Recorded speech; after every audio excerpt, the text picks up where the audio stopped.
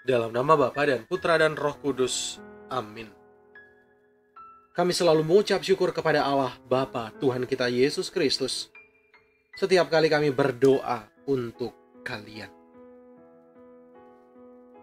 Bapak, Ibu, Saudara-saudari umat beriman yang dikasihi Tuhan, salam sejahtera untuk kita semua.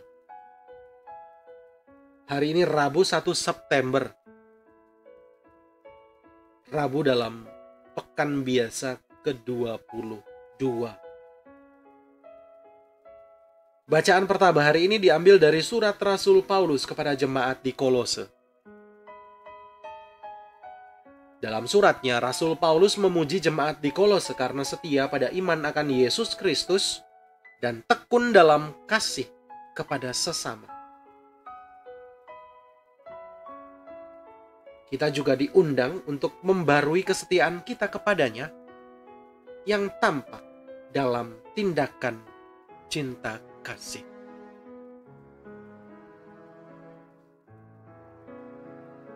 Sebentar lagi kita akan mendengarkan sabda Tuhan. Mari kita hening sejenak. Kita sesali semua salah dan dosa kita. Kita akui di hadapan Tuhan dan mohon ampun kepadanya. Kita bersihkan hati agar layak dan pantas mendengar sapaannya yang kudus.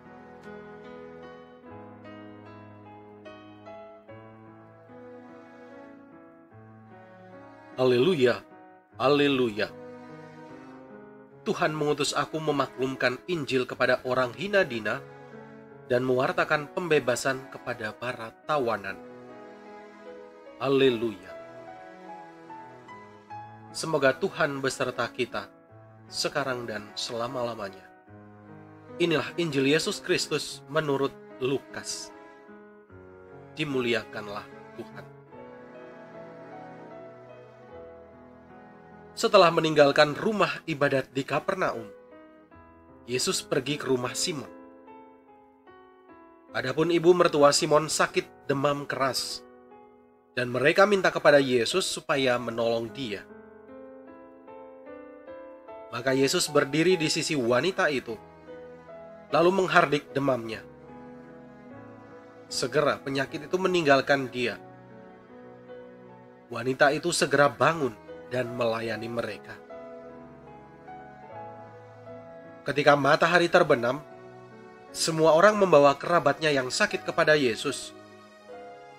Ia meletakkan tangan atas mereka masing-masing dan menyembuhkan mereka. Dari banyak orang keluar juga setan-setan sambil berteriak, "Engkaulah anak Allah." Tetapi dengan keras Yesus melarang mereka berbicara, karena mereka tahu bahwa ia Mesias. Ketika hari siang, Yesus berangkat ke suatu tempat yang sunyi. Tetapi orang banyak mencari dia. Ketika menemukannya, mereka berusaha menahan dia, supaya jangan meninggalkan mereka. Tetapi Yesus berkata kepada mereka, "Juga di kota-kota lain, aku harus mewartakan Injil Allah, sebab untuk itulah aku diutus." Dan ia mewartakan Injil dalam rumah-rumah ibadat di Yudea. Demikianlah sabda Tuhan. Terpujilah Kristus. Ada dan bermakna. Bapak, Ibu, Saudara-saudari umat beriman yang dikasihi Tuhan, ada ungkapan dalam bahasa Jawa, "Gedabyah kakean cacah, ngredotan po guno." Artinya jumlahnya banyak, beranak pinak tetapi tidak berguna.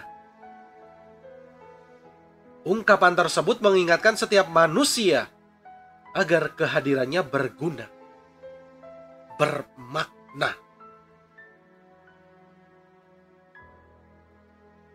Warta hari ini menegaskan kepada kita, Yesus sebagai pribadi yang keberadaan atau kehadirannya berguna dan bermakna. Kehadiran Yesus menyelamatkan, yang sakit disembuhkan, yang kerasukan setan dibebaskan. Karenanya, kehadirannya dinantikan. Kehadiran Yesus berguna, bermakna, karena ia selalu menjalin relasi yang akrab dengan Bapanya.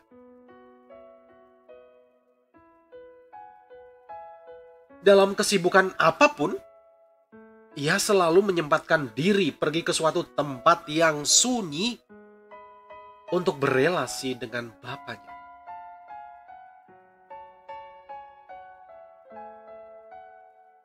Selain membuat kehadiran Yesus bermakna bagi setiap manusia yang percaya, relasi dengan Bapanya juga menjadikan Yesus selalu setia pada misinya, yakni menyelamatkan. Karenanya kepada mereka yang mau menahannya, ia berkata, "Juga di kota-kota lain aku harus mewartakan Injil Allah, sebab untuk itulah aku diutus."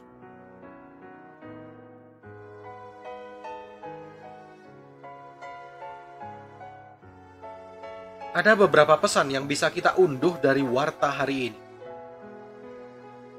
Pertama, ketika ibu mertua Simon sedang sakit demam, mereka, bukan Simon, yang meminta Yesus untuk menolongnya. Sebagai orang yang telah dibaptis, kita berkewajiban mendoakan sesama yang sedang membutuhkan tanpa harus diminta. Kedua, setelah sembuh, perempuan itu bangun dan melayani mereka. Tampak di sini ucapan syukur bukan hanya diungkapkan dengan kata, melainkan dengan tindakan nyata. Satu tindakan nyata lebih bermakna daripada beribu-ribu kata. Ketiga, Yesus pergi ke tempat yang sunyi untuk menjalin relasi dengan Bapanya. Kekuatan dan kemampuan kita sebagai manusia sangatlah terbatas. Karenanya, kita perlu menimba dari sumber yang tidak pernah kering. Maka dari itu, umat beriman, mari menjadikan diri, keberadaan, cara pikir, dan cara hidup kita bermakna. Kiranya akan sangat menyedihkan apabila keberadaan kita antara ada dan tiada. Efeknya akan sama saja.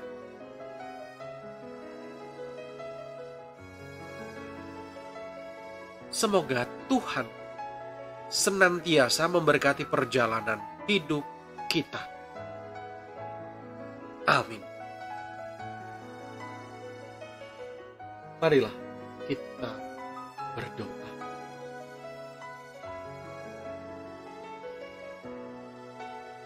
Tuhan Yesus Kristus, setelah mengajar dan menyembuhkan orang sakit, Engkau mencari tempat sunyi untuk berdoa. Bimbinglah kami untuk selalu menemukan saat sunyi bersamamu. Sembuhkanlah kami dari keegoisan kami, sehingga kami mampu berbagi kasih dengan siapapun yang kami jumpai.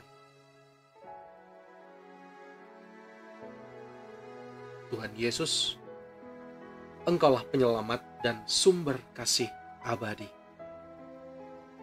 Amin.